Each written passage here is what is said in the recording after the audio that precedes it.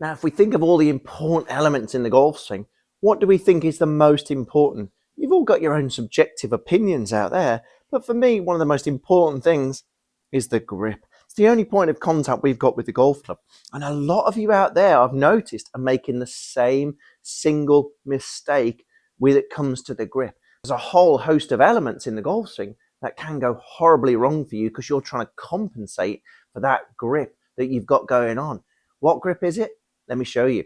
Before we start, don't forget, hit that subscribe button.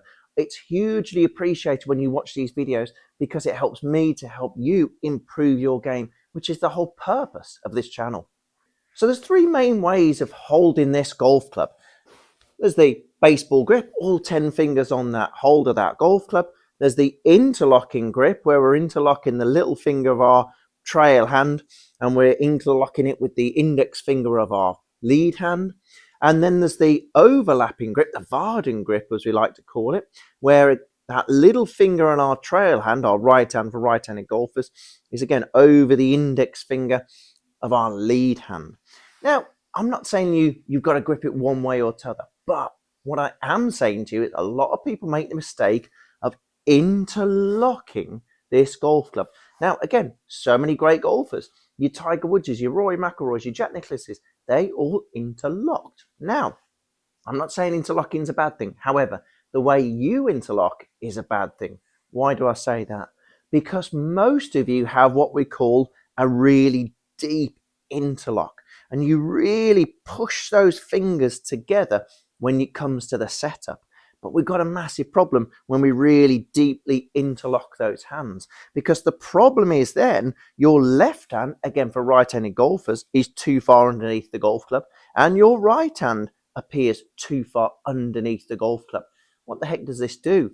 It completely shuts off the wrists. You are absolutely man down if this happens, because the problem is if we can't use the wrists, we are going to struggle to swing this golf club, let alone keep that face square and let alone get that club down to the ground. So you have to avoid this at all costs. We have to avoid that deep interlock. If you are going to interlock, I want it to be just a nice easy interlock where your first top joints of your fingers are just pushing through there. You'll notice there's a big gap here and there's a big gap here. Not really deep interlock, which we're aligning those joints up together. Now, to a lot of you, this is going to feel really strange. And if it does, apologies. But if it does feel ultra strange and you don't like it, I would recommend going to the 10-finger grip, because it's just a lot easier on the fingers. And we've got all fingers on that golf club where we can allow those hands to be in the position we want them to be. Because the problem is when we deep interlock, it's such a restrictive motion when it comes to the hand and the wrist position. It's just not worth it. So I would recommend you go into a 10-finger grip. Now, again, all these videos are saying, oh, you've got to overlap or you've got to interlock. No, it's nonsense. You do what the heck you want to do as long as you position your hands in a way that you can allow your wrists to maneuver during that golf swing. Because if they can't, you are going to be struggling. So I would recommend no deep interlock. That is banned. I would recommend a 10-finger grip, if anything, to allow those wrists to do their work for us and a swing with freedom.